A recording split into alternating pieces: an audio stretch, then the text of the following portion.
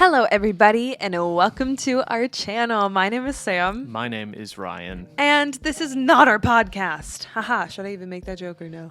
Is it a podcast? It's a video the podcast, Sam yeah. and okay, but do we release it as a podcast? No.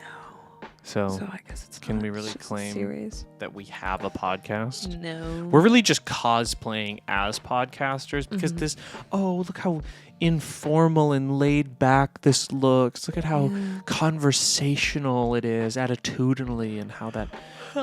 excuse me, Sam. Am I keeping you up? I feel like this always happens when we shoot YouTube videos. It's just like, you're like, gosh, waxing Ryan's talking. philosophic about some random bullshit, and you're just like, could not be closer to literal sleep. Like, yeah.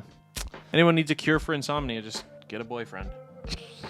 As Sam said, this is not our podcast, even though we don't have one. Usually when we do this setup, we're doing the Sam and Ryan diary thing. And while we love those episodes and we'll bring you much more diary content post-haste, we're just doing this little cash setup because we want to. Why am I explaining it? We you really know what? don't We're have to sitting in explain this it. place using these microphones and this camera because we can and because we feel like it. No further explanation needed. Let's get into the meat and potatoes of this video.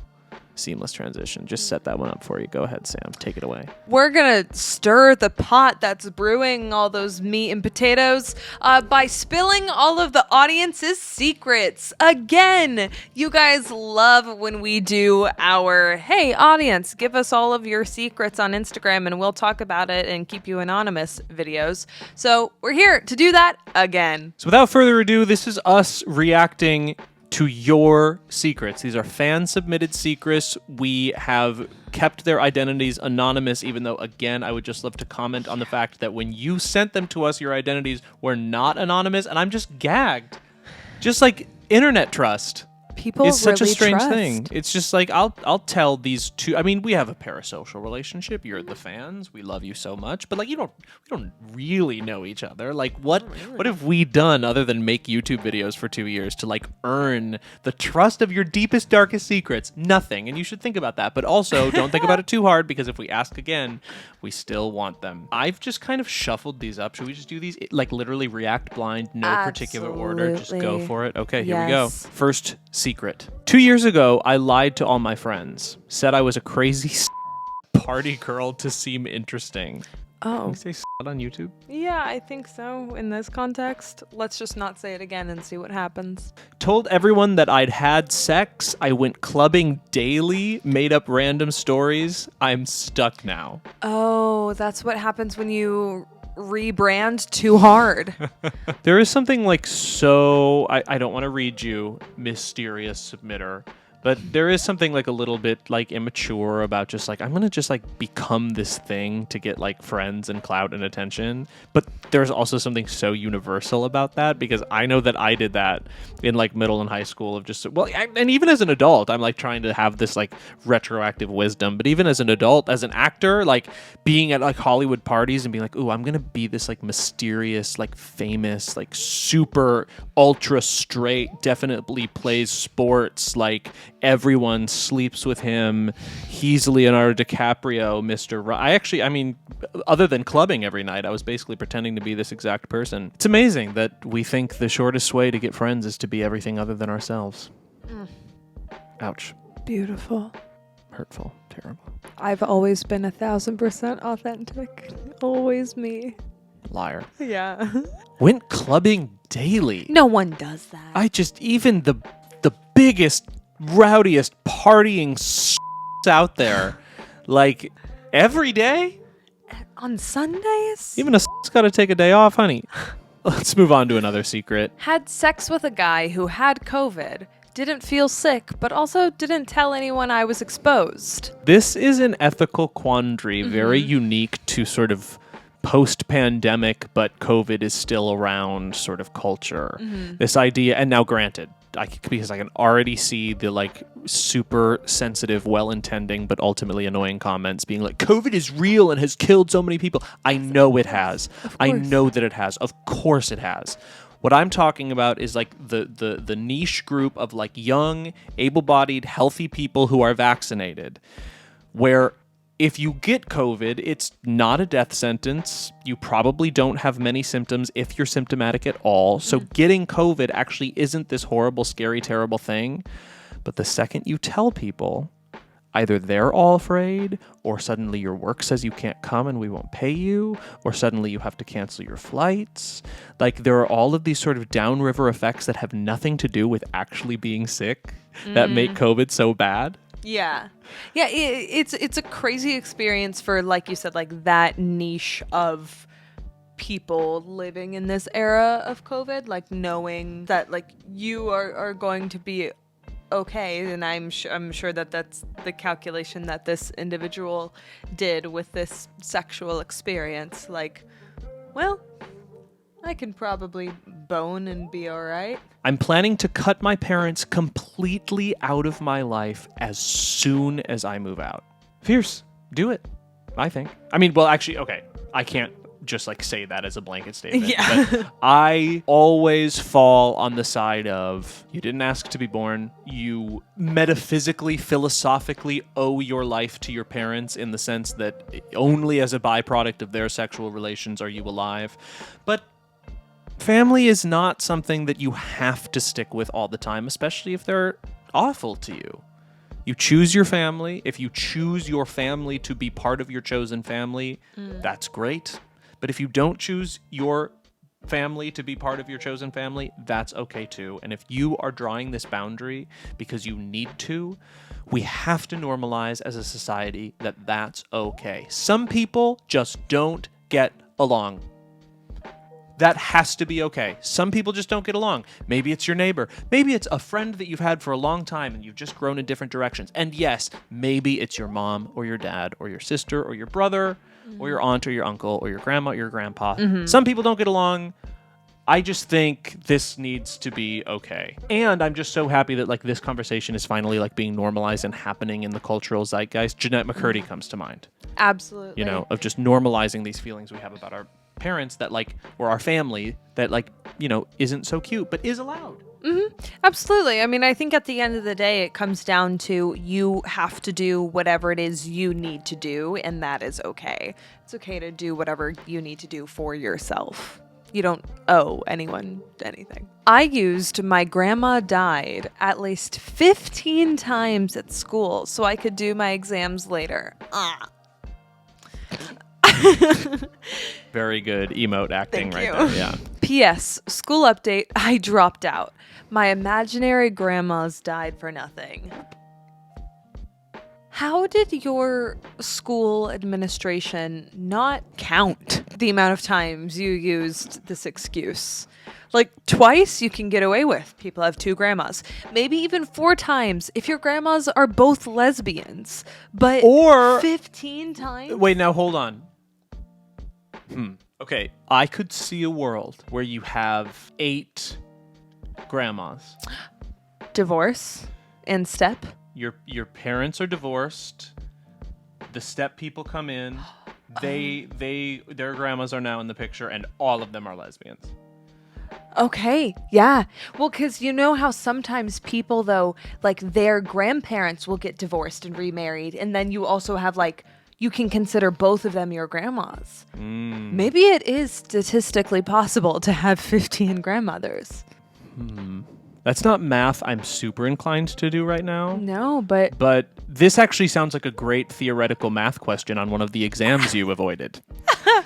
Yeah, that's bold to use the same excuse 15 times. You didn't have, like, a dog that died or anything? I genuinely hate my best friend, and I feel so bad, but I hate her so much. God, why is she your best friend? Like, totally, but also, how common is this? This Very is common. so common. Best friend, mother, father, boyfriend, girlfriend, girlfriend. partner, whatever. Like, so many Yeah. people. This is my lover. This is my family. This is my best friend. They have the same ceremonial titles for these people, but they literally hate them, and they stick with them anyway. Imagine such a thing. What's that all about, Sam? Deconstruct. Give us a perfect psychosocial analysis of this information that we've just received. Go. People don't like change. People get very comfortable. Whoa, that is brilliant. And once we are in a place of comfort of throwing these labels onto a person or an era of our lives, it is very uncomfortable when you realize you have evolved or grown past that. And so a lot of people just stay. Life is really, really short.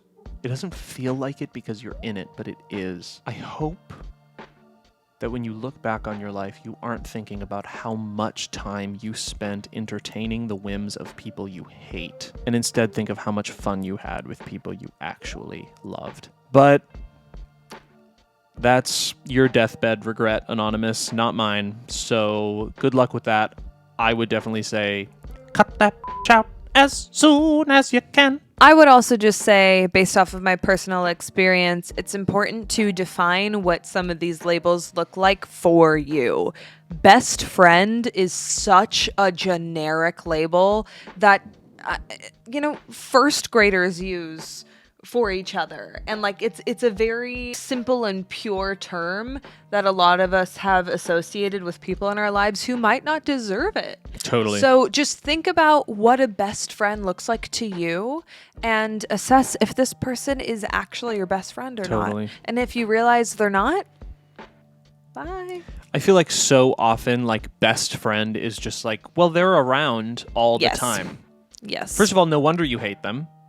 No one is supposed to be around you all the time. Boundaries are healthy. Being together all the time is unhealthy. But I think so often, I hate you, but you're my best friend, means, like, I can't stand being around you all the time, but the reason that our relationship is successful, the reason we're best friends, is because you're around me all the time. And I don't understand what is our deal with our relationship with loneliness. It is okay to be alone. It is actually very healthy to spend time alone. I'm glad you got that out. I'm glad I got that out too. That felt really good. Everyone knows my bestie has feelings for me, but I'm sort of attracted to his twin. Oh. Have you ever been in a situation like this before? Specifically with the twin thing? Yeah. No, I mean, I've been in similar situations where it's like, two best friends and you actually like one, but the other one likes you. And at least in that situation, you can be like, oh, well, I'm just like not attracted to one. But with this, they're literally twins. So it is fully personal. Like it is fully about their personality. And that's just, I don't see this going well. At the same time, though, I mean, I guess this is putting a lot of personal onus on these twins and on twins in general, but I also sort of think like we all have to take some responsibility for our own lives and like be aware of the situations that we're in. Like, I'm a diabetic. I didn't choose to be a diabetic. I was just born this way. And like, I know that if I, am super active, my blood sugar is going to crash. And that's just part of my life. Like, I feel like if you're born a twin, you didn't ask for this, but you have an identical twin. I feel like you have to settle for the reality that eventually romance is going to be in the picture, and some people are going to like one of you and some people are going to like another one of you, and this is just your lot in life. If you just go through, my other brother, you're my other sister or whatever, like it looks exactly like me, but you saw the girls, it's like, okay, well, that's just what's happening. I don't know. Yeah. But in terms of this individual, I would go oh no. I would go in guns a-blazing. I would just say, like, listen, this is how I feel. This is the way that the cookie crumbles. You can't, like, I cannot scientifically explain attraction to you, so I'm not going to try, and it would be offensive for you to ask. So I'm sorry that you have feelings for me. I have feelings for them. Honesty.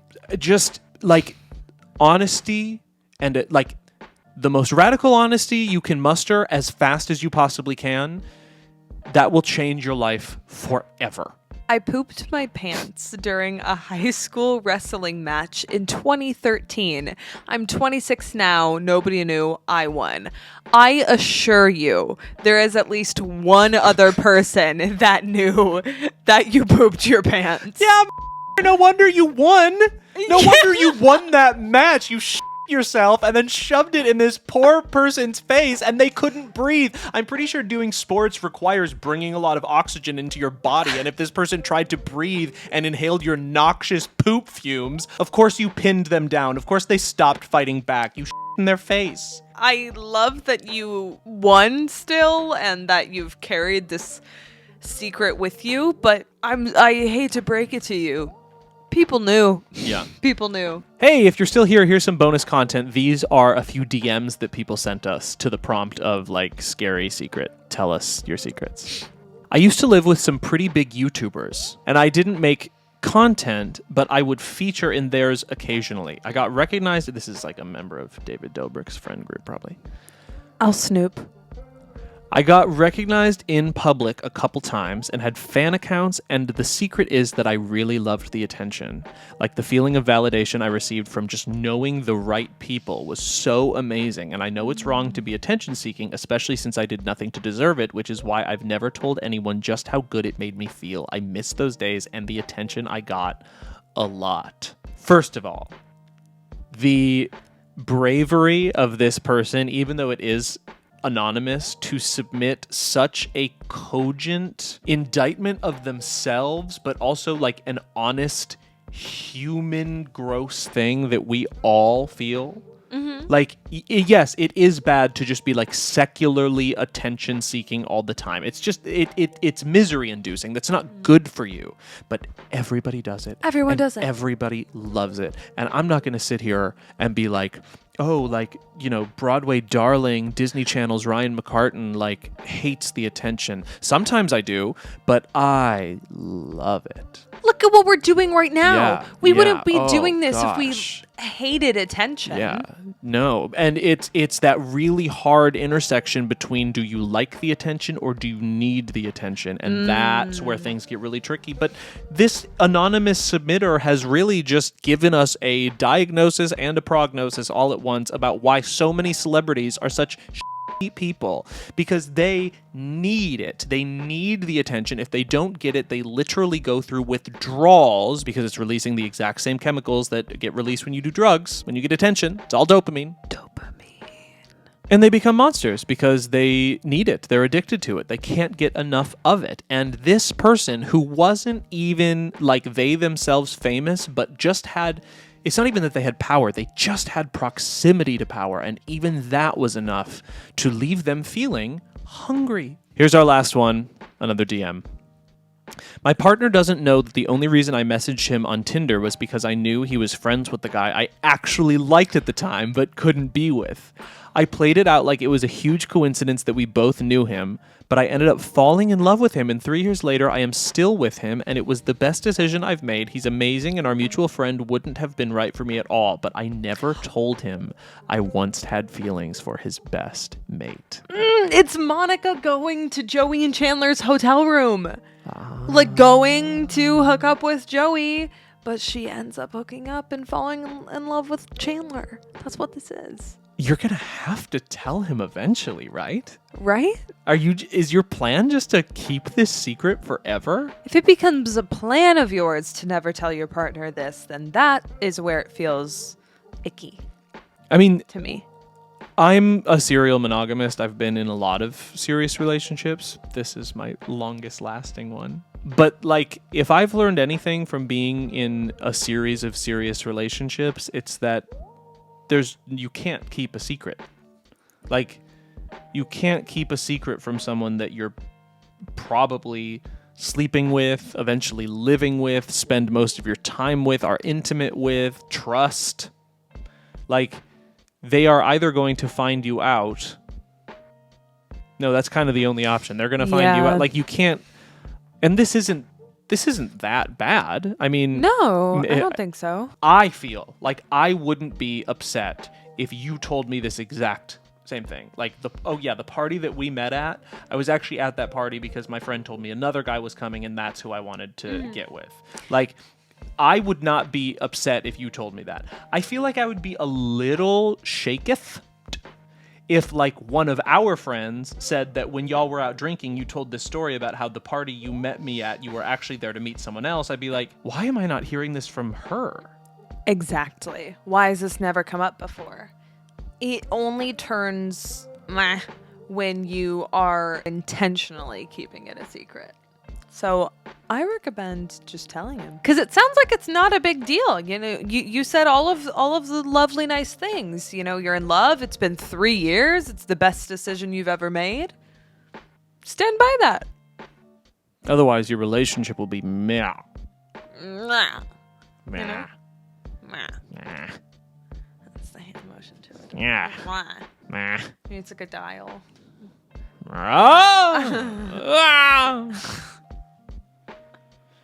Anyway, like and subscribe. Yeah, guys, thank you so much for watching this video, and thank you for trusting us with your secrets. Because you stayed to the end, we will actually be exposing all the usernames of everyone who submitted all of these secrets and DMs to us. You can find them all here. No, I'm just kidding. If you want to see that, you're gonna have to join our Patreon. Oh my God. It's $25 a month. I kind of thought you were gonna pull a. No, I'm just kidding. All their names have been in the description this whole time.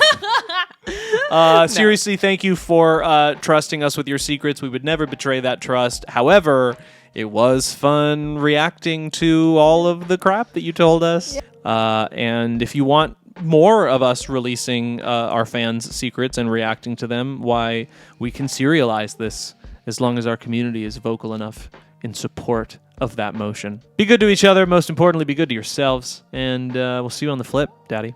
Bye. Like and subscribe. Seriously. Seriously.